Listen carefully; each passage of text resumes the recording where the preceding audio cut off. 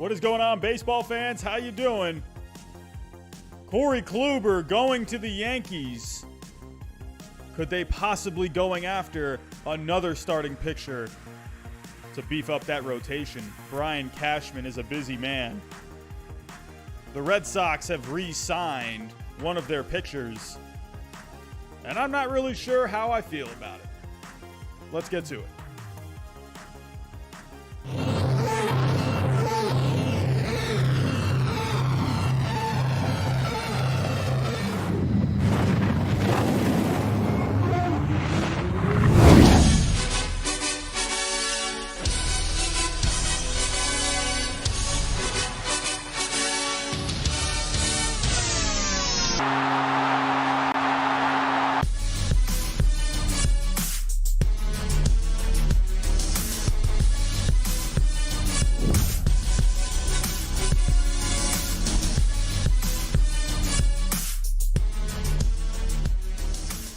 Hey, what is going on, baseball fans? How you doing tonight? Happy Saturday. What is going on? How you doing? We got 58 people in the chat. I'm seeing 61 people in the chat. Hello, hello. I'm seeing Patrick. I'm seeing Jackson. What is going on? Alex Conway, PLB, Spectre, hello. Corbin Dean, what is going on? Drew, hello. How are we doing? Trap Kings, what is going on? Rod, hello. Jaden, hello. Hello, hello, hello, hello, hello, hello, hello, hello. Hello to everyone. Everyone, how are we doing? It's a Saturday. I usually don't go live on Saturdays, but we were streaming last night talking about how I thought Corey Kluber, it seemed like to me, it was only a matter of time before he was going to go to the Yankees. It seemed to me that he was a perfect fit for the Yankees. I think the Yankees were the best fit for Corey Kluber, and we ended the stream. And then what, an hour later, Corey Kluber signed with the Yankees. So I'm not having a lot of luck when it comes to making these little predictions and then it happening about an hour later. So I'm just saying. I mean, I don't know. Whatever. What can you do sometimes? I did make a video. Like, I kind of took a clip from the stream last night and I uploaded it. And then I didn't realize that the volume on it, something happened with the volume during the upload, and I don't know. So I ended up just deleting the video. But if you were here yesterday during the stream, and then a couple nights ago too, and then also in my updated free agent predictions, I thought Kluber was going to go to the Yankees. To me, it was just the best fit. Yeah, so that's all there is to it. We'll get into that contract here in a second. But before I get started, if you are new, and you're looking for more baseball news, looking for more baseball content, hit that subscribe button. I'm talking baseball here all the time. Hit that like button for me. We're trying to get to at least 100 likes tonight.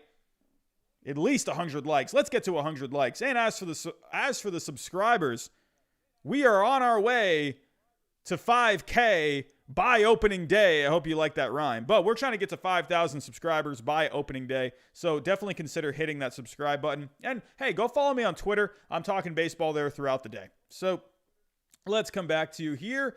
All right, so like I said, the big news in the baseball world last night, Corey Kluber going to the Yankees. So let's not waste any time. Let's just get right to the news. Corey Kluber signing a one-year deal with the Yankees. To me, this is a huge move for the Yankees. At least it has the potential to be a huge move. We'll have to see how Corey Kluber does health-wise this year. But I think Corey Kluber, if he's healthy, could end up being a huge move for the Yankees. To me, this just made a lot of sense for both sides. Corey Kluber, if you're looking at from his aspect, he's 35 years old. He's coming off of a couple injury-riddled seasons. This guy is not getting any younger. I'm not, calling him an old man. He's 35. He still has something left in the tank. He basically hasn't pitched for 2 years. So, he's been spending all this time rehabbing and whatnot. But this guy wants to win. I would imagine he wants to go to the place that has the best chance to win. Sure, you had teams out there like the Red Sox, I'm sure, were involved.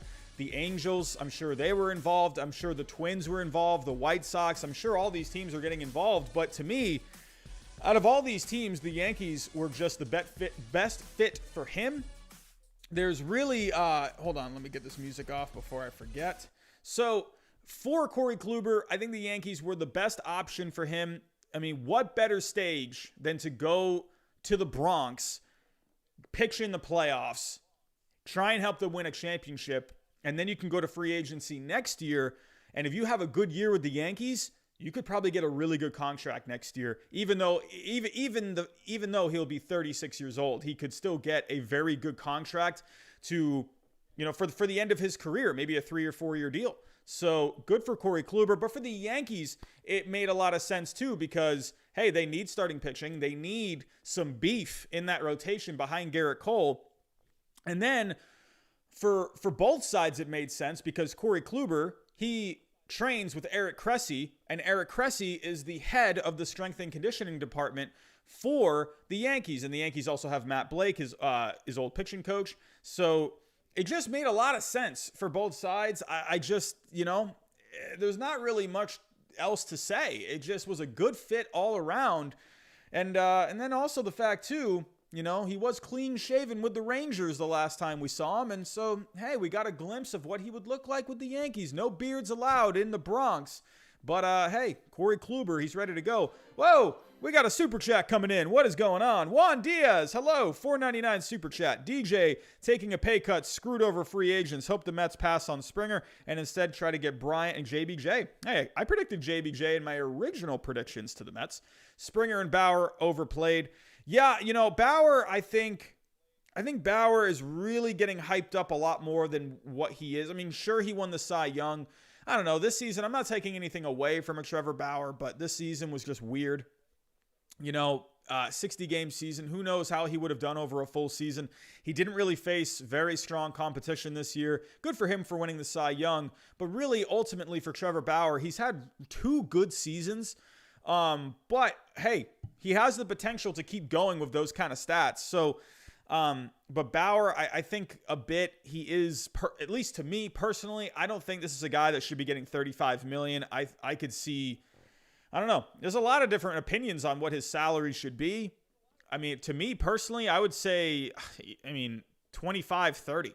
I think that's really where he's at. But, I think he's going to get more than that.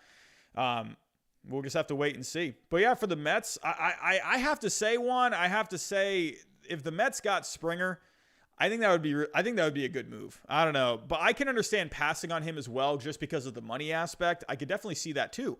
So, and then hey, I love me some Jackie Bradley Jr. That glove out in center field, defensively in center field last year for the Mets, they were not good. Brandon Nimmo is not a good center fielder defensively. The guy's great at the plate and getting on base, but Jackie Bradley Jr., man, that glove out there, the glove does not lie with Jackie Bradley Jr. He's one of the best defensively. So Chris Bryant, that could be pretty cool too. So interesting to see what else maybe the Mets do.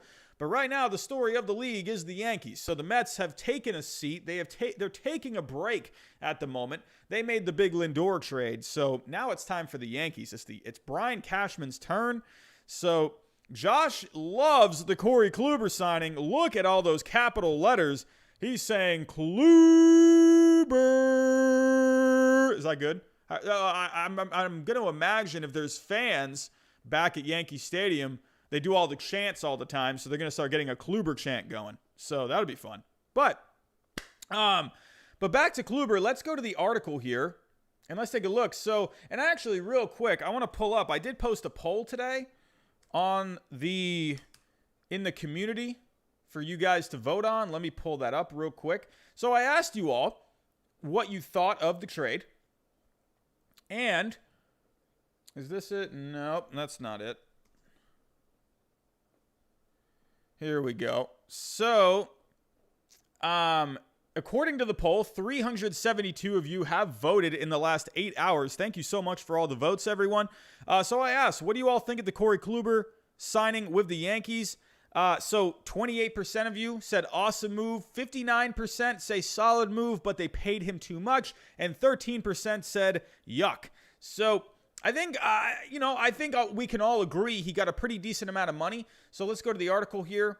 So as of 7:49 last night, it was a 1-year deal for $11 million. So MLB Trade Rumors predicted $12 million, so they were pretty close. Where did they predict him to go? Did they predict him going to the Yankees?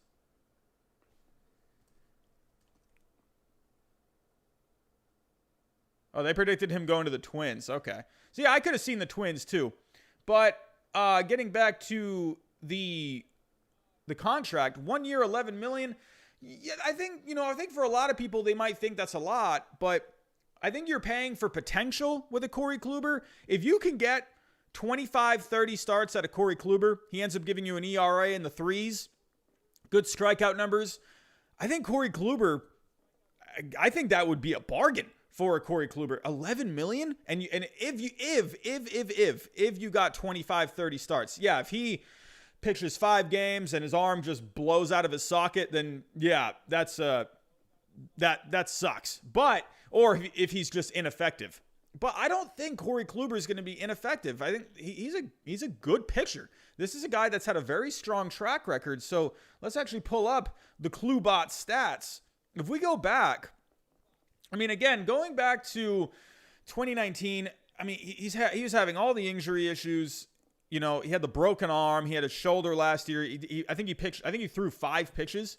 So, but then he had the broken arm with Cleveland. Just never really got off to a good start that year.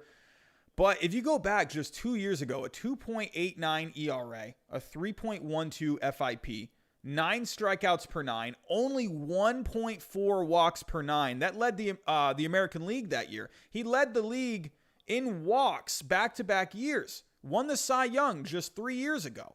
So, 4 years ago, right? Yeah. So, I mean, Corey Kluber, there is so much potential with this move. And I think if you can get something, maybe like 15 wins, an ERA like mid threes, maybe 8 to 9 strikeouts per 9, maybe 1 to 2 walks per 9, that is a heck of a bargain for a Corey Kluber. I like this move. I think I voted personally in that poll. I voted it was an awesome move. I think based on the potential of it. This guy could end up turning into your game 2 starter, depending on what else the Yankees do. He could end up being a game 2 starter for you, Garrett Cole. And if you can get somewhat close to the 2018, 2017 Corey Kluber, then holy cow, that 1-2 punch in the playoffs is going to be nasty. 11 million, if it works out. It's a big if. We have to wait and see what ends up happening with Corey Kluber. But that's where I'm at. I like the move. I think it was a good move. It's a good fit for both sides. It's good for Corey Kluber to try and reestablish his value. And what better place to reestablish your value than with the Yankees? I'm just saying, I mean, you really want to try and get yourself a good contract to finish off your career? Go pitch with the Yankees. Go pitch on the big stage in the playoffs. Go have a good season. You're going to get yourself a good contract for the end of your career.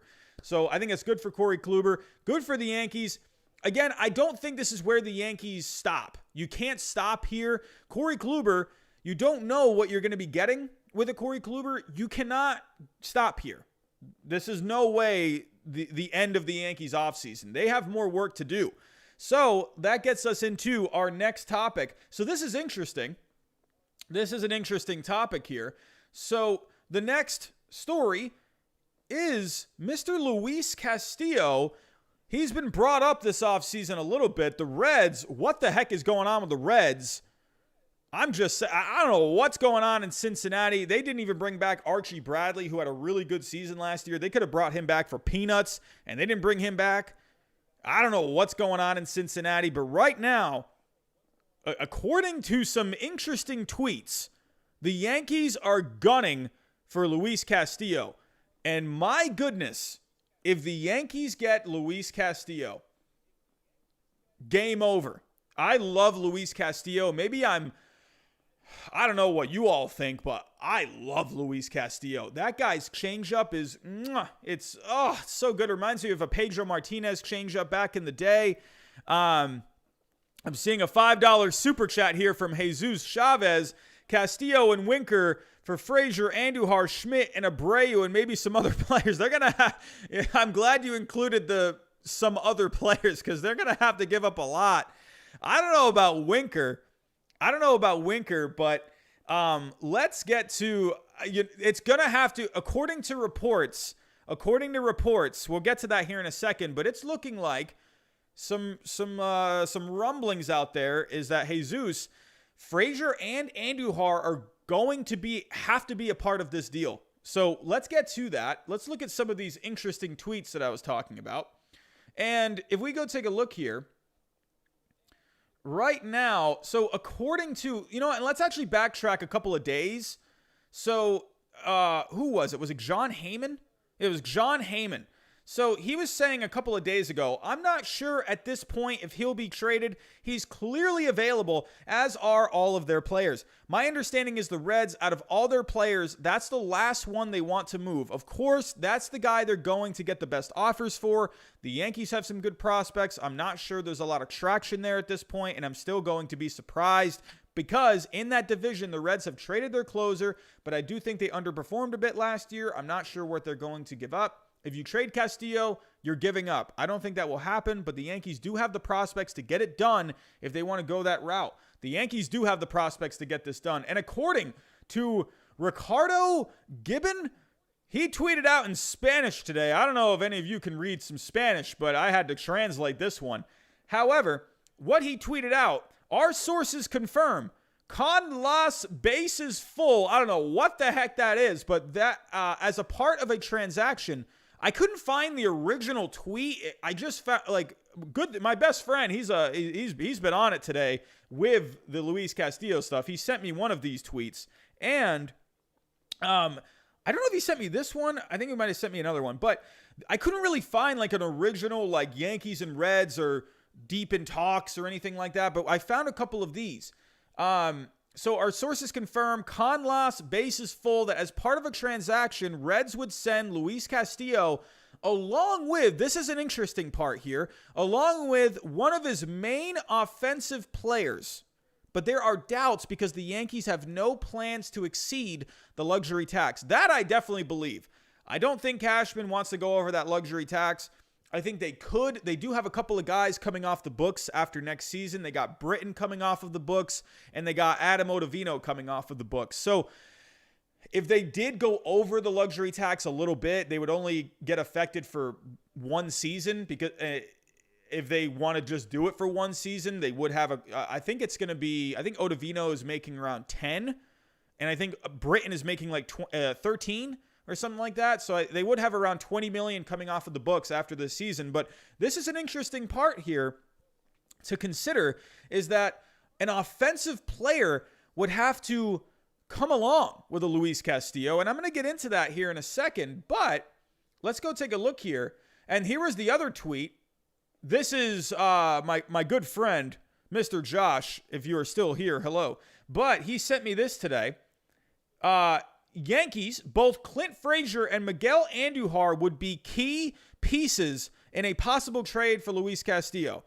That's interesting. And you know what that makes me think? That makes me think, well, okay, Clint Frazier, okay, well, he's your left fielder. Okay, well, they're going to have to go get a left fielder. Who could the Reds maybe send back? Well, the Reds do have Nick Castellanos. He's an offensive player. He's making around, $16 million per year? I'm sure the Reds want to get out of that. I'm just trying to connect the dots here. Could this main offensive player be Nick Castellanos? I don't know. I don't know. I mean, I don't have the inside sources. Could they maybe just get, if they included Frazier in a deal, could you just you could send Frazier back to the Reds as a part of a deal and then maybe go out onto the market, maybe go get a Michael Brantley? That's possible too. But if the Reds, and let's actually get to this a little bit here. We're going to go to some trade options here. I had someone yelling at me today over some of these trades. If you are here, man, no hard feelings, my friend. Someone was yelling at me today over some of these trades, yelling at me over the Luis Castillo trade. I was like, dude, I'm just following the website, man. You gotta calm down. Go have a sandwich. Anyway, I digress. Sorry. Someone was getting very upset at me today over a Luis Castillo trade that I proposed, saying I didn't know anything and I was being incredibly biased and and I didn't know anything. Again, I think he said that twice. Anyway, whatever. But here we go. Yankees. And if you guys aren't familiar, I use baseball trade values all the time. Wow, 223 people in the chat. You guys are awesome right now. So if you don't know about baseball trade values, it's a simulation website for trades where these guys have done pretty good. If I actually go over here real quick, kind of just real quick. So if you look at the numbers here, they've done 122 real life trades. Or that there've been 122 real life trades put into this system, and they had a 95.9 acceptance rate. So this site is pretty good. I wonder if one day they're going to start doing like some kind of a membership or something, because they're starting to get a lot of traction on this website now. If you go to the trade boards, last year they did not have that many trades on their trade boards last year, but this year, they're getting like a ton of trades. I wonder if they're going to do a membership at some point. But anyway, these guys are pretty good with their algorithms. And a lot of major league teams use these kind of algorithms today, where when it comes to trades, when it comes to valuing players, they have algorithms involved. So if we go here, now, some of you, to just give you a bit of perspective, let me actually go right here. Let's go take a look at what the highest value is. Let's go take a look at what like some of the high value players. Like, so we'll show you as soon as this wants to load. One thing baseball trade values they got to improve on is this website is a little slow. There's a lot going into it, so I'd imagine it's going to run a little slower. But they're going to have to start boosting up their the speed of this website. But while that's loading, oh, here we go. It's loading now. So if we take a look, it should update here in a second. While that's loading, let's come back here, and I'll show you real quick. So for the Reds, as you can see here, negative 85.9 for Votto. That's because of his big contract, and he's not very good. But if you go look at Castillo, he's the highest rated player on the Reds by a mile. He has 114.8. So that's a lot. If we go back here, okay, here we go. It's loaded now. So Luis Castillo, out of these players, he is one of the highest valued players in the major leagues. Ronald Acuna Jr., this guy has a massive value, 316. He's on a very friendly contract in today's game, and he's only 23 years old, and he puts up numbers. So basically, the younger you are, the less money you're paid, and the more numbers you put up, you're going to have a massive value on here. And so if you look at Castillo right here, you got only a few guys ahead of him. You got Acuna, Soto, Bieber, Tatis Jr., Buehler, Albies, Woodruff, Franco. I mean, Castillo is, again, he's in his prime. He's only making, $4.5 million this year? And the guy puts up some of the best numbers in the league, both regular numbers and the advanced numbers. So let's take a look. So to get Castillo, it's going to take a lot. It's going to take a lot. But for the Yankees, you have options here. You have a decent farm system. Let me actually pull up real quick Yankees top prospects. So, no, I didn't want to do that.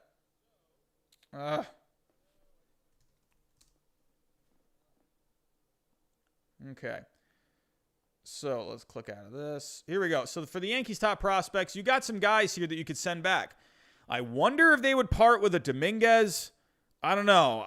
I don't think they part with a Dominguez. I just feel like this is a kid they want to hang on to. He's 17 years old. Clark Schmidt. I know a lot of Yankee fans do not want to give up Clark Schmidt. I've seen Yankee fans more willing to give up a Davy Garcia just because of his size. And, he's just a smaller pitcher. He did have really good numbers this past year, but a lot of Yankee fans I've seen would like to hang on to a Clark Schmidt more. You got Peraza, you got Gill, you just got Austin Wells, who you just drafted. You got Florial, who hasn't really been able to really push his way into the major leagues yet. So you have some decent prospects here if you're the Yankees. So, to me, I have made one proposition, and that's maybe to include Torres. The reason I include Torres in a possible deal, is for a few reasons. I know a lot of Yankee fans don't want to give up Torres. I understand that. Trust me. If I had a young shortstop like that, who is that young, who's not making that much money, who's can put up those kind of numbers offensively, I wouldn't want to. I mean, I'd be having a hard time giving up Torres too. But the reason I put a Torres in here is because he has a ton of value, and he really, really bridges the gap just because of his value. And the Reds need a shortstop, so that's possible. But let's keep Torres out of this. Let's see what other options you could do. And also, but real quick, I forgot to mention as well, if according to that tweet that we read earlier, the Reds want to include one of their main offensive pieces. All right, well, I would imagine when I think of offensive pieces with the Reds, I think Eugenio Suarez, but I don't think they're going to do that because he is only 28 years old. He is their third baseman. He doesn't make a lot of money. He puts up good numbers. And according here, that's a lot more value that you're going to have to add on. So if I go to the negatives and I see another guy, I see a couple of guys here. I see Mike Moustakas and I see Nick Castellanos. And I'm thinking here, well, okay, well, if you did Mike Moustakas, right? He can play second or third. Well, you got DJ LeMahieu and you got Gio Urshela. So where would Moustakas really fit? I don't know. Unless, I mean, there's so many different things you could do here. But right now, I want to focus on Castellanos because, and there's someone on Twitter. His name is Stanzo. I forget his Twitter handle. It's Stanzo something. Go look him up. He talks to Yankees all the time. But he actually proposed something earlier today before I read this tweet. And he said, he proposed Castillo and Castellanos. So Castellanos, he's making around $16 million. I mean, I'm sure the Reds would want to get out of that. If you are the Yankees and you're going to send back, so remember, going back to the tweet, we had Frazier in that deal. It said in that tweet that they wanted that Frazier and Andujar would have to be a part of that deal. So that's like another thing. I just don't know. Like, that's like weird to me that Andujar would be a part of that because I don't know where would you play him. If you got Suarez there, how are you going to put Andujar there? So I don't know. Whatever. Let's just we'll put Andujar in this deal.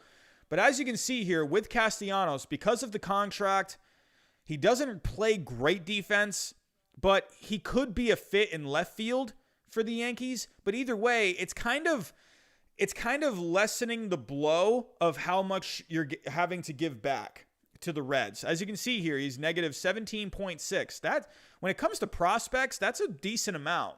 I mean, so that can eliminate 2 prospects at that point. So we're going to put Castellanos in here because according to the report, the Reds want to send back a main offensive piece. When I think offense, big contract that the Reds would want to get rid of, Castellanos would be maybe one of those guys. So going back to the Reds.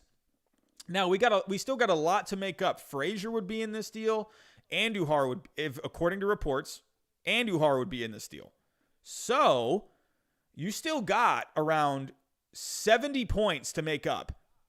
Well, now you can start going down the list.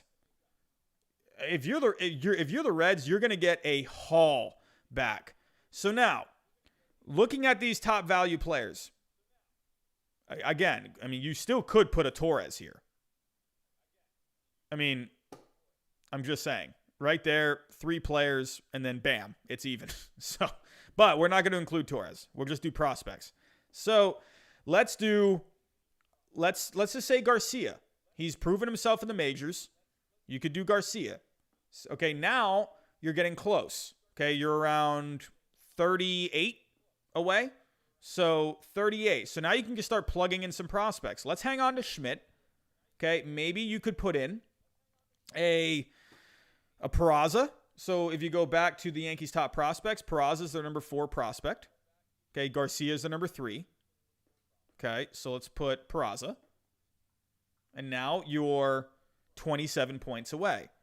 So just keep adding away. Do you give a Gill? He's a pitching prospect. Okay, well now you're getting a little closer. This is going to take probably a couple more prospects.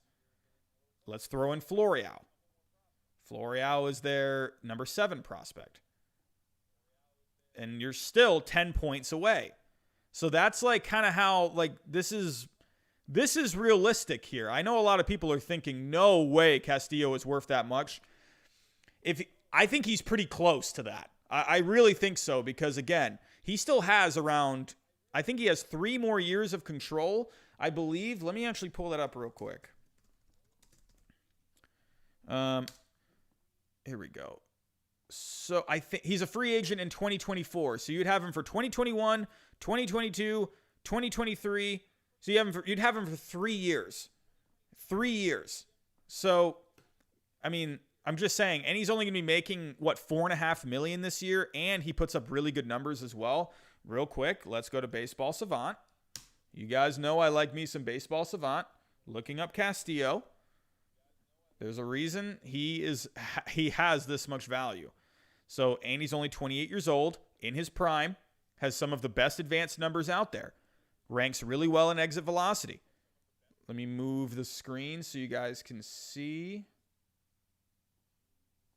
So, ex-WOBA, he ranks really well in. Ex-slugging ranks really well. Ex-batting average, ex-ERA. These are expected numbers based off of the quality of contact that he gives up. And, yeah, so barrel percentage ranks really well. Strikeout percentage, walks, he's in the top half, has very good velocity. This guy averages 97 miles an hour. I mean, hello, that's really good. Not really much spin rate, but he makes up for it with the velocity, and he has really good off-speed stuff. Has a lot of whiff percentage. I mean, this guy, if you look at some of these stats here, in 2017, I mean, when he debuted, he had like some good rankings with these numbers. And then every year since then, he's put up solid numbers. So if you look here, this is what his pitching repertoire looks like. He throws more changeups. So he doesn't rely a lot on velocity. He throws his changeup a lot more than his fastball. He has a sinker. He has a good mix. He throws his slider the least, but he still throws it almost 20% of the time. This guy is mixing and matching with his pitches and his location all the time. This guy is out of his mind. So if you go take a look at let's just look at 2019, because that was more of a full season. But as you can see here, the four-seamer had good horizontal movement. The sinker had really good horizontal movement. Those both ranked really well in 2019. The slider ranked really well in 2019. His changeup was solid. Sinker, really good. This guy he's really good. I mean, looking at the 2019, his changeup was one of the best pitches in the game. Look at the dark red. Look at how dark this red is. That means his changeup was one of the best when it came to preventing runs. I mean, Luis Castillo is the real deal, man. To me, I thought he had a chance at maybe going for a Cy Young this year. His numbers were in the conversation. I mean, if you look at just the numbers from this past year. Luis Castillo, Fangraphs. This guy's numbers were just so good. Looking at the FIP, a 2.65 FIP, an XFIP of 2.82. Look at the strikeouts per 9, 11.4 strikeouts per 9. A little much with the walks, but not terrible by any means. 3 walks per 9. That's fine. I mean, this guy's good, man. This guy's good, and he's only getting better. Look at the FIP since 2018. 4.32, 3.70, 2.65. Look at the XFIP. It's been going down every single year. Look at the strikeouts going up every single year. The walks, he actually reduced his walks on average from 2019 to 2020. But he actually, look at the home runs. He's lowered his home run rate every single year. 1.49, 1.04, 0.64. I mean, I don't know what else there is to say about Luis Castillo. This guy has some of the best numbers in the game. He has some of the best advanced stats in the game. And that's why his value is so high. But getting back to the trade, so again, you're maybe one prospect here away, unless the Reds are okay with being like, all right, this is fine. That's fine. Actually, if you tried to validate it, no, this would be accepted. So baseball trade values would accept this. So you could get at least on this website, it works. So I don't know. If you're a Yankee fan, do you accept this trade? If you're the Yankees, or if you're a Yankee fan, do you like this trade? If you're the Yankees, if you're the Reds, do you accept this trade? Or if you're the Yankees, do you think this is too much? I don't know. Give me a thumbs up in the chat. Give me a thumbs down. What do you think? What do you think? I mean, in this trade, you're having to give up a couple of major league ready guys. You'd be sending Garcia back for their rotation, young starting pitcher, everyday left fielder for Clint Frazier. I mean, I don't know. This is what it's going to take. And I mean, people can argue it all they want, but this is what it's going. It's something. At least if you're doing prospects, this is what it's gonna be. Now, if you look at some other options, now this is what I'm saying, because this is a lot. But I'm gonna tell you, everyone. I'm gonna tell you. I know I'm seeing a lot of thumbs down, but listen. You don't win a World Series with prospects. You don't. You don't. Simple as that. You don't win a World Series with your farm system. I understand it's the future. I get that. But if you're the Yankees and you're getting a guy like Castillo for your rotation for the next 3 years, and maybe you could even sign him long term, I don't know. You don't know what these guys are going to do. Maybe Garcia ends up being pretty good. Maybe he ends up wearing down. I don't know. Frazier? I mean, he had a pretty good season last year. That would, if I were a Yankee fan, I'd not like that. I would not like giving up Frazier, but if I got a good offensive piece in Castellanos, I don't know. But again, you don't win a World Series with a farm system. I mean, a lot of the times, this is what it takes. Looking at what the Rays had to give up for, or the Padres, had to give up for Blake Snell. They had to give up a lot of prospects. They had to give up good prospects. They had to give up Luis Patino, who is possibly a future stud, where, and people love that trade. And I'm just saying, I would do this. To me, if I'm in win now mode, you have to understand the Yankees, they have a chance.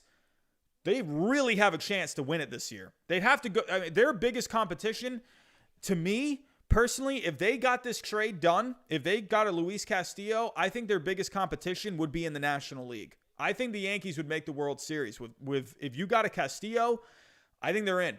I think they do it. I think they get it done. I think they just get over those postseason demons from the last few years. And I think their biggest competition would be the Dodgers or the Padres, something like that. I don't know. To me, Castillo's a game changer. This is what you do. I mean, and prospects, yes, prospects, I get it. Could be possible future good players for you, but what if they're not? What if they're not? That's the problem. Luis Castillo, you know what you're getting with a Luis Castillo. With these guys, you don't really know what you're getting with these guys. But the Reds are in more of a position to bring these guys in right now because financially, supposedly they're not there.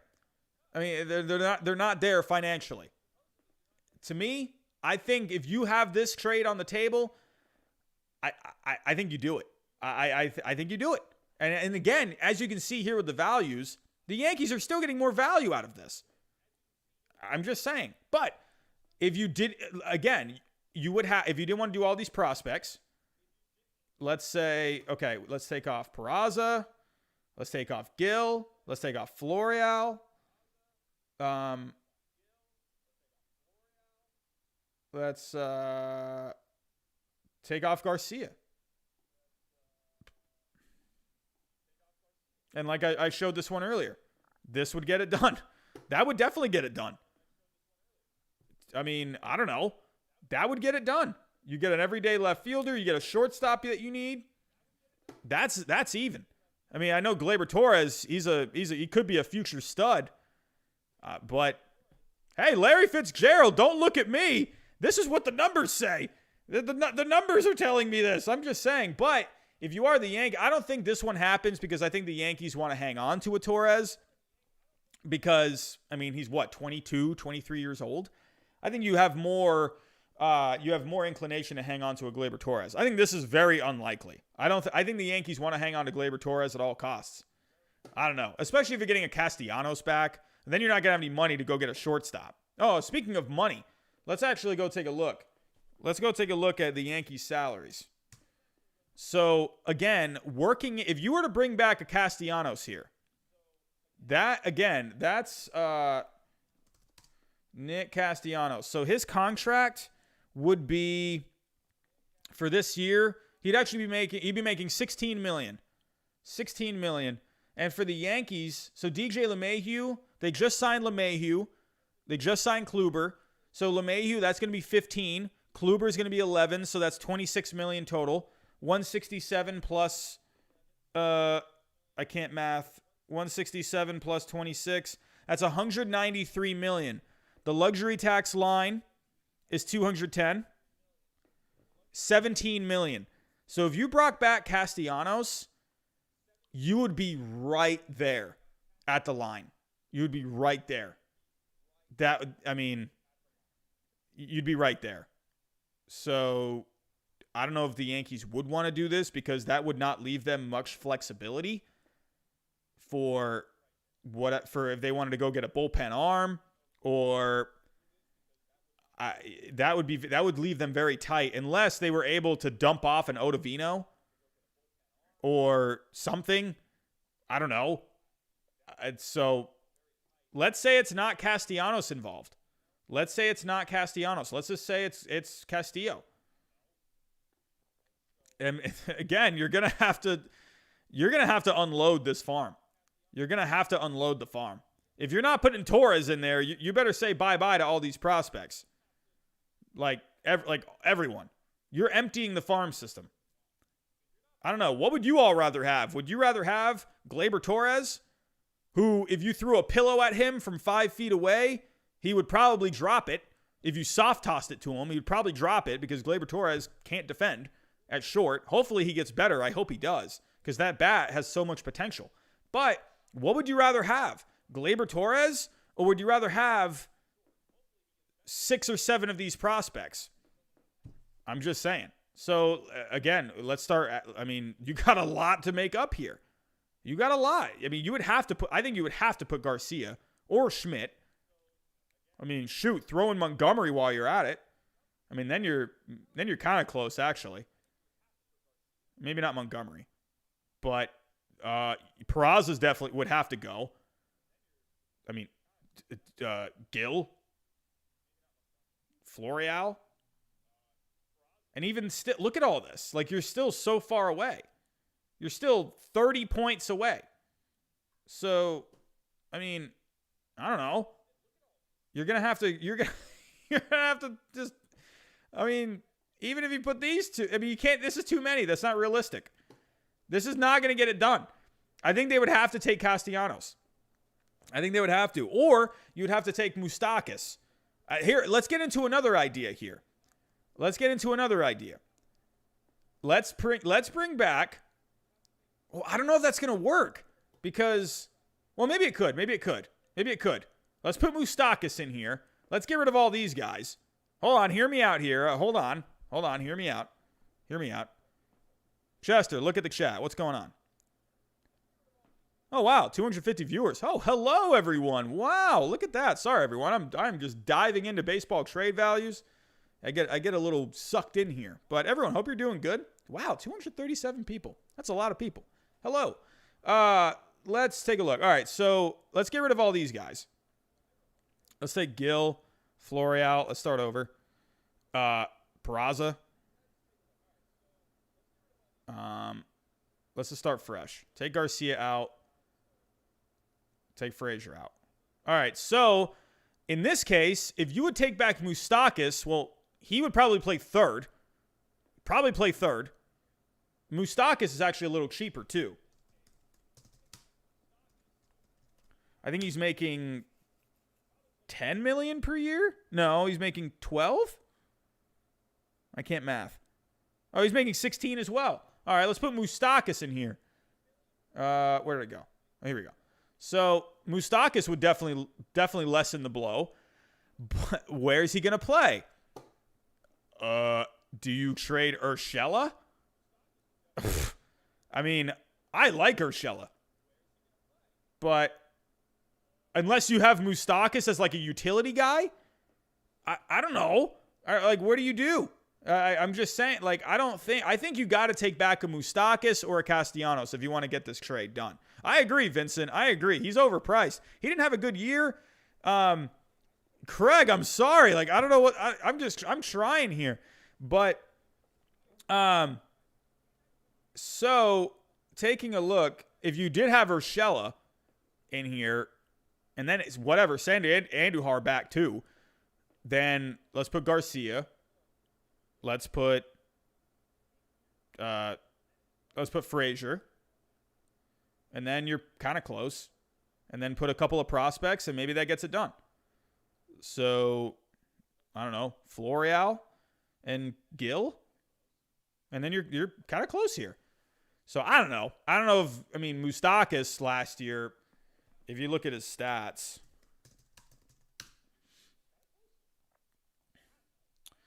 so Moustakas last year, not bad. Had a 799 OPS, not a terrible year by any means, but the batting average was low. He still had the home runs. They can't do Moustakas they can't do Urshela because they have Suarez at third. So that wouldn't work. I don't know. I don't see how that works, actually, because I keep forgetting about Suarez. I don't know. Either way, I think if the Yankees want to make a trade happen, I think you're going to have to take back a Castellanos. I think Castellanos fits better. Or you would have to take back Moustakas. Again, I don't know where Moustakas would play. I mean, you can't send back Urshela because they already have Suarez. You can't put Moustakas at second because they have LeMahieu. I don't know. I don't know. So I think Castellanos would be the guy if they want to get back an offensive piece like that tweet said. So everyone, I don't know. What do you all think? Give me a thumbs up in the chat if you think Castillo is going to go to the Yankees. What do you think? Give me a thumbs up in the chat. Do you think Castillo is going to go to the Yankees? Do you think they can get a trade done? Let me see what you guys are saying. BZ Baseball, yes, free agent at the end of the season. Then the Reds could trade Suarez. Oh, we got a super chat coming in. That's going to pop up on the screen. Thank you, Zachary. I appreciate that. What are the chances of Bauer going anywhere but the Angels? Also, what do you think the Angels could do for a Sonny Gray? I think that could be a good fit for a Sonny Gray. So, Bauer, I don't know. I mean, with Bauer, like, can you even put a percentage on where he goes? And there's the super chat. Thank you so much again, Zachary. But can you even really put a percentage on where he's going to go? I mean, who knows what Bauer is going to do? He could go, who knows? I mean, the Angels to me are the best shot because I think they need him the most. They need an ace. And I think he's from California. He has said geographically it doesn't really matter to him. I don't know. I think that's like an icing on the cake kind of a thing. He can go back to California. I don't know. I don't think it's going to be the main part of his decision, but I think that maybe has a little to it. But I don't know. Could you see, the Twins have been quiet. Could the Twins go after him? He's pitched in that division. So, I don't know. He wants to go somewhere where they're going to let him be him. They're going to go somewhere where he said in his YouTube video where, let me come back to you here. He put a YouTube video out putting the requirements or what he's looking for. He wants to go to a team where he feels like they can be a team. He wants to go somewhere where he feels like his ideas are being listened to. He's always talking about pitching every fourth day instead of every fifth day. He thinks he can do it. So, if you're the Twins, could you do that? You got Derek Falvey there, who used to be with the Indians. Oh, hello. What do we got going on here? Hunter, what is going on? $2. Thank you so much. Robbie Hyde, greater than Giraffe Neck Mark. He's got me in the subscribers, man. I haven't heard from Giraffe Neck Mark in a while. Is he posting? I haven't really seen a lot of stuff. But, hey, Draft Nick Mark, man. Love him or hate him, he's got a lot of subscribers over there, so you can't hate on the guy. But, Hunter, thank you so much, my friend. Really appreciate that. Hopefully, I can get to that level one day of, what is he at, 170,000 subscribers right now? So, that's insane. I mean, hopefully I can get to that point one day. But as for Bauer, I mean, I don't know. I just think the Angels are the best fit. You could maybe see the Twins. I don't know. Would the White Sox just, if they're going for it, would the White Sox do it? I mean, I don't know. If you go to the White Sox right now, if you look at their salaries right now, they're at, I mean, the White Sox could definitely fit them. $114 million. I mean, if you're the White Sox, do you go for him?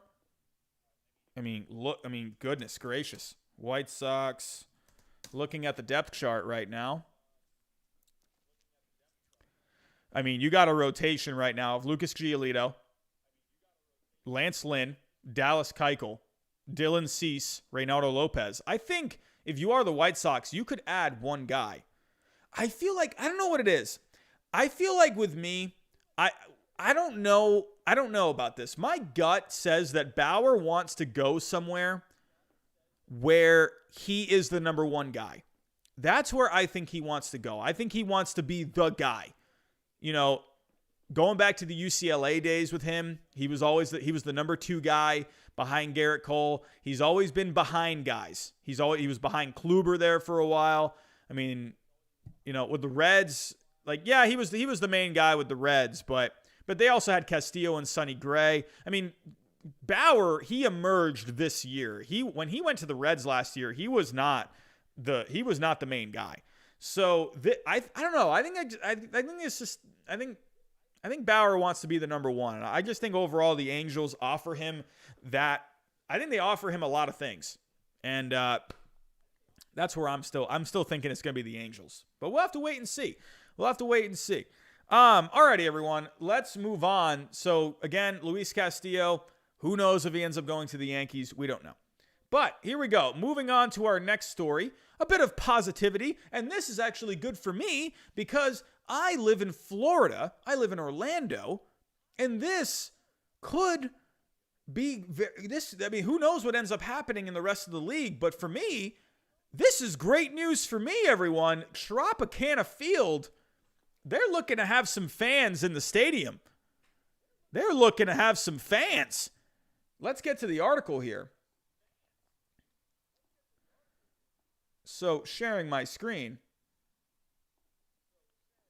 Here we go. So, the Rays plan to open season with fans at Tropicana Field. So, seating will be limited and distance. Ticket information is expected next month. This is wonderful news. I swear, I'll buy season tickets. I don't even care. I'll go buy season tickets. I'm not even a Rays fan. I hate the Rays. I'll go buy season tickets. I don't care. I'll go to every game. Okay, maybe not season tickets, but I'll do if you are gonna have fans, you're gonna see me at a lot of these. I will make sure I will max out a credit card and buy games if I have to. I don't care. I need to go to games. I have to. I can't do any more of this like COVID, just no fan season. Like I can't do it. But according to the reports, the Rays are planning to open the 2021 season with a limited number of fans attending games at Tropicana Field. Seating will be limited to around 7,000 per game. Let's be real. I did not come up with this joke. I saw the joke. My good friend said this joke to me, and then I saw other people posting this as well. Do the Rays even get 7,000 people per game? Really? I mean, I'm just saying. With fans sitting in small pods, distance from other groups, masks will be required under Major League Baseball's rules. The plan is evolving, sometimes daily, and subject to change based on the status of coronavirus cases in the Tampa Bay area and the state.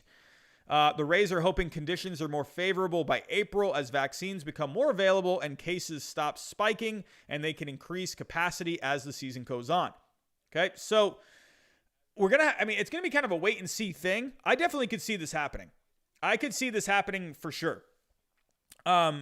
I think a lot of stadiums are going to start doing this. Maybe not in California. California, they're very strict when it comes, like states like California and New York. They're very strict when it comes to this stuff, but there have been fans going to football games this year. There's no reason to not have fans go. Come on, just have the distance thing, have the masks. Ernie, wow, 9,000 today. And I'm sure everyone there is going to be completely fine. I'm sure no one there is going to get sick. I think it's going to be fine. I think baseball, they need to start getting fans back in the stadium. If you are losing all this money, then you have got to get the fans back in. And to me, I need to have some kind of normalcy in 2021. Please, can we just throw 2020 just out the window? I cannot do it. It's driving me nuts. 2021, get fans back in the stadium. I'm all for it. Absolutely. I'll wear 10 masks over my face as long as my eyes are not covered. If that means I can go to a baseball game. If I can go eat a freaking hot dog and have a beer at a baseball game while wearing a stupid, 5-layer mask thing, I don't even care. I'll do it. As long as I can go eat myself a hot dog, go get myself a beer, maybe a pretzel, some ice cream, and go watch my Red Sox suck at Tropicana Field, then I'm all for it. Give me it. So hopefully we can all start going back to some games soon. So, all right, everyone. And speaking of my Red Sox, that's our last story of the night. I'm going to try not to go into a rant here. I've been holding this in a little bit. But before I get into my last story, we're at 97 likes right now. We're at 99 likes. 99 likes. We're right there at 100 likes. Let me update it. Are we at 100 now? Come on, let's get to 100. All right. Oh, wow, we're at 110 likes. Awesome, everyone. You guys are the best. Thank you so much. Appreciate you coming out tonight. Okay, talking about my Red Sox. So let me just get to the story here. This is not big news by any means, but this to me, it's more than the actual news itself to me. And that's Martin Perez. The Red Sox re-signed Martin Perez. This is not big news in itself, but as a Red Sox fan, this is, you know what? Hold on. Let me just share the screen. Let me share the story. So Ken Rosenthal reported this. Free agent left-hander Martin Perez, close to agreement with the Red Sox, will be for 1 year with a club option. Basically the same deal that he signed last year. So it's going to be for 1 year, $5 million. 2021, so you get $4.5 million, and then there's a buyout. So automatically he gets $5 million. He has incentives on there too. This is fine. I'm okay with it. I'm fine with this move. If we go back, take a look. I'm going to go pull up Martin Perez here. Look at the stats. Again, this isn't really too much to do with the Martin Perez signing in itself. It's more than just hold on. Hear me out here. So taking a look at Martin Perez last year, as we all know, the Red Sox pitching was absolutely horrendous last year. Martin Perez, he had an okay, he didn't even have an okay season. I don't care about that. He had a 4.50 ERA, 4.88 FIP, a 5.20 FIP. Under 7 strikeouts per 9, 4 walks per 9. Okay. I'm going to lose my mind because on Twitter, right? Red Sox fans, I'm not sure who has been on Twitter. I know yesterday I saw a lot of Red Sox fans were upset over not getting Corey Kluber. I understand that. I can understand that. I get it. I understand. I would love Corey Kluber on the Red Sox. Please tell me why, if you're getting upset over Corey Kluber not coming to the Red Sox, why is so much of Red Sox Nation right now so excited, and I'm not saying it's everyone, but why are so many people excited over getting Martin Perez? Why? Why? Why? What does Martin Perez do for the Red Sox? What does he do? He's a back-end starter, fifth starter. What are you getting excited about? Why? Like, I saw people saying, wow, this is such great news. Yay! We get Martin Perez. Yay! Why? Stop it. He is not that good. What is wrong with you? Stop it. Stop it. He's a fifth starter. That's the best he is. I have loved this team for as long as I can remember. Why is bringing Martin Perez back good? Why? What does it do? Our pitching was so bad last year. I'm fine with it for innings. But, really, innings? He averaged 5 innings a start last year. He barely got to the 5th inning at all. There was a lot of times he threw 4 innings. Again, that's a fifth starter. I'm fine. I'm fine with the fact that Martin Perez is coming back as a 5th starter. Maybe even goes to the bullpen at some point.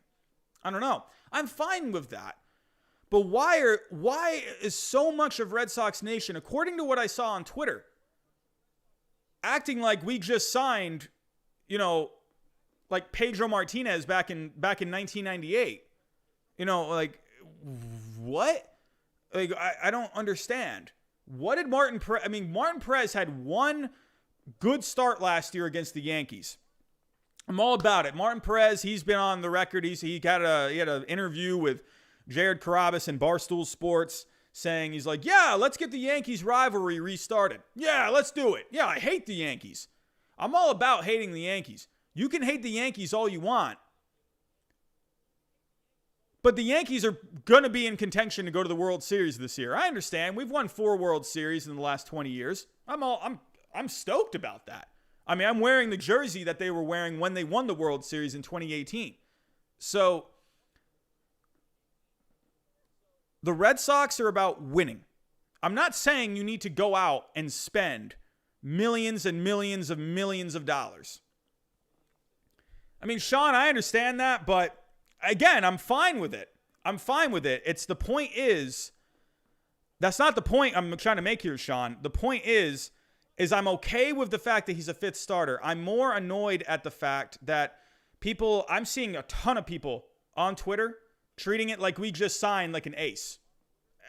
What are so many of, I'm not saying it's everyone, and I've seen Red Sox fans too say, hey, like same thing I'm doing, but there is nothing good about Martin Perez except for the fact that you're getting maybe a 5th starter.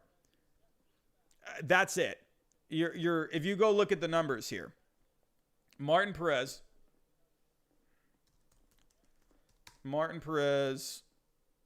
Baseball Savant. There are 2 good things about him. 2 good things. He doesn't give up a lot of hard hit contact. That's one good thing about him. I do like that. But everything else was not good. He ranked well when it came to exit velocity. He ranked well when it came to hard hit percentage. I'm cool with that. Again, I'm cool with this guy being your 5th starter. But he is not an ace. He's not a 2. That's what I'm seeing a lot of people treating it like. To be honest, I would not have lost any sleep over Martin Perez going elsewhere. I get it. He makes his starts, but I don't know. I don't know. If you look at the Red Sox depth chart, they need starting pitching, so I get it. So that's why I'm not mad at it. But this is not the move that's going to push the needle. This is not the move. And I understand it's going to take some time, but I don't know what the Red Sox are doing. I get it. The Red Sox need to kind of reset a little bit. I I don't know. To me, like, I expect the Red Sox to put the best product on the field, the best possible product. And Martin Perez, to me, is not it. I get it. It's depth. There's no one else that you could have brought in. I mean, you're going to have Erod, Eduardo Rodriguez back. Matt Andriese, I don't know why he's in the rotation here. He's a bullpen guy. He is what he is, Matt Andriese. Nathan Eovaldi, he's a question mark health-wise. Nick Pivetta, I'm excited at the possibility of a Nick Pivetta. Maybe he ends up kind of getting it together in Boston, and he can end up being a really solid guy. Tanner Houck, a ton of potential, but Tanner Houck really, last year, I really only saw, I think like 2 pitches out of Tanner Houck. I think he had a fastball slider, maybe something else. I could be wrong. He had some. No, I take that back. No, he had a sinker as well. Sinker. So he had it was like a sinker 2-seamer. So he's a 3-pitch guy, but you would like to maybe have him add a 4th pitch, a changeup, something. So Tanner Houck, again, he's young. He's only 24 years old. Lots of potential. I don't know. At the same time, like, I want a team that's going to compete. And Martin Perez, I don't mind the Martin Perez signing. Where I'm coming at is, I think I'm just getting a little frustrated at the fact that I just want some good quality players to come to Boston. And again, I know Chaim Bloom, he can't just snap his fingers and bring a player in. I understand that. But man, like, I just didn't understand the excitement over a Martin Perez. I don't know. No, Sean, it wasn't sarcasm. If you go to Martin Perez, he posted on his page, on his Twitter page, where he said he was coming back, and then everyone's like, yay, so glad to have you back. So great to see you coming back to the Red Sox. And hey, that's cool, man, coming back, but that's not the move. And I'm not coming at Martin Perez. That's not what I'm trying to do here. Seems like a really nice guy.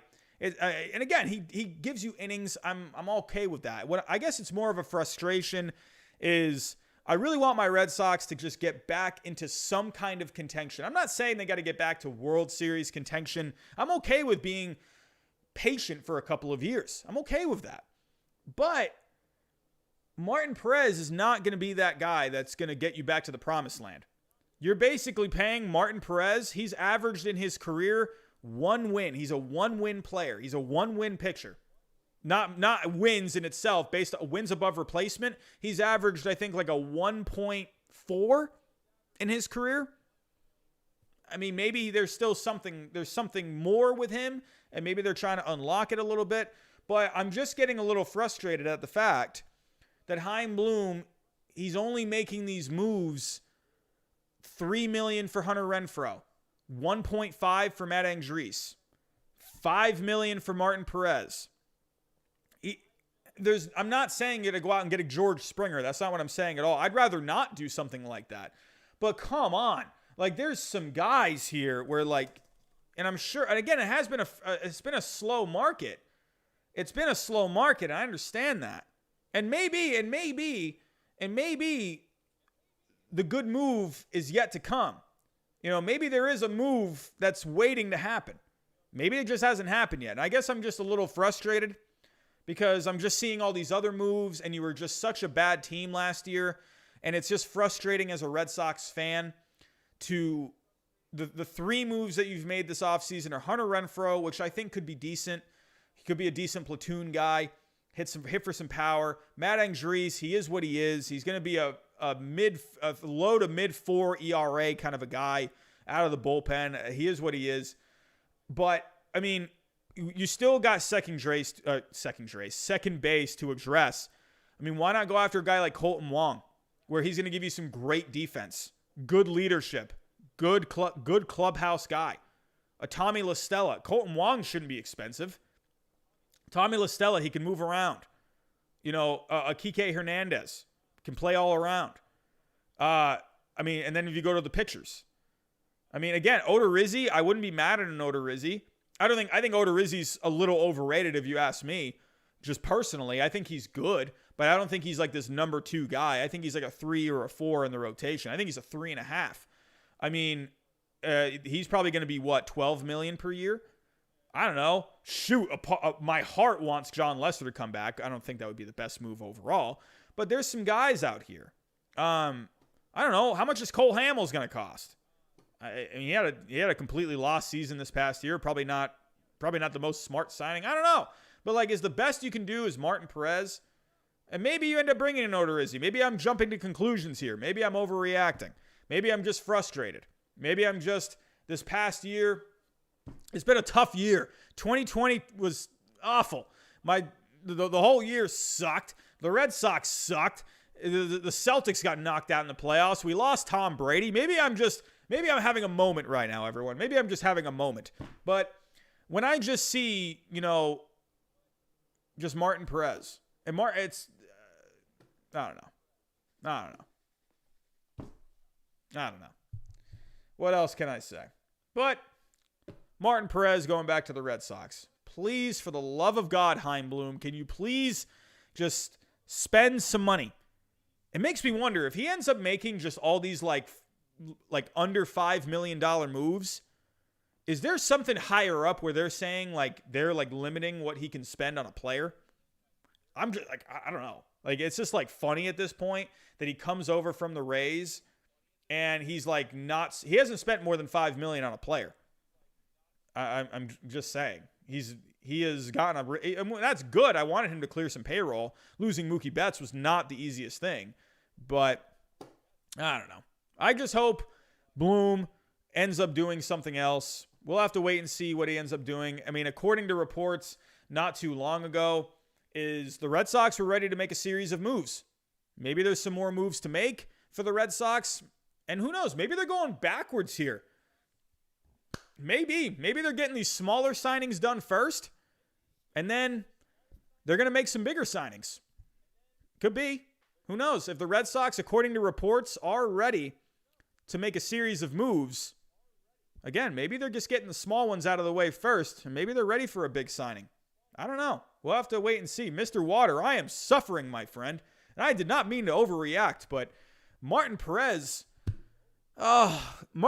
reminds me a lot of Dice K, where just he was okay, but he was just there by the end of it. Dice K, the dude just nibbled so much. Dice K was a very frustrating pitcher to watch. He was so frustrating. But, he would do enough to get through, 5 innings. But, and then I see the same thing kind of with Martin Perez a little bit. Martin Perez, to me, is like Dice K from the left side. I think Dice K maybe walked some more guys. I think they walked around maybe the same amount of guys.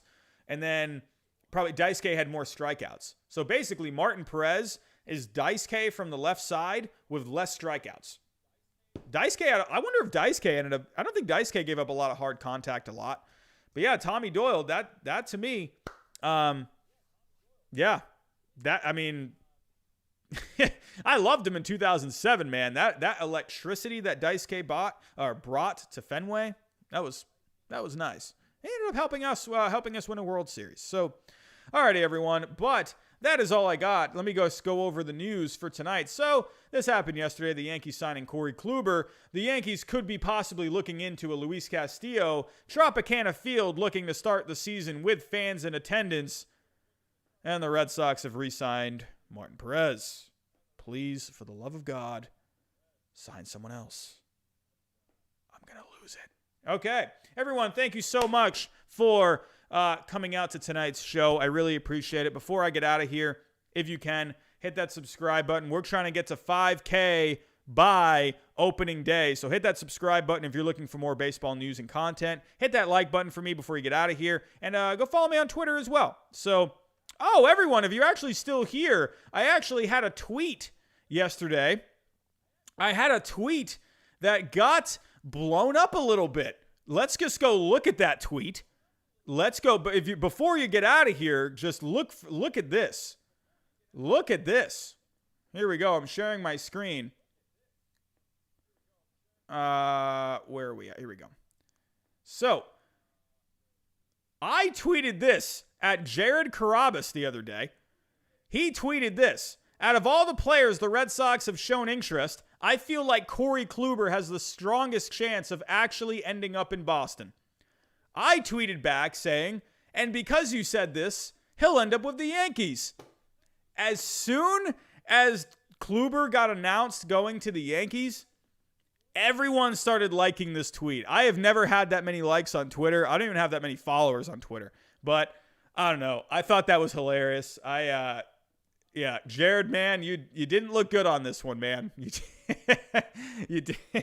Oh, I needed a laugh like that after the Martin Perez signing. I needed a laugh, but I thought this was pretty funny. But everyone, that's all I got for tonight. Thank you so much for coming out. Hit that subscribe button, hit that like button, share this channel with other people. Trying to get to 5K by opening day. So everyone, have a good rest of your weekend, and I'll talk to you next time.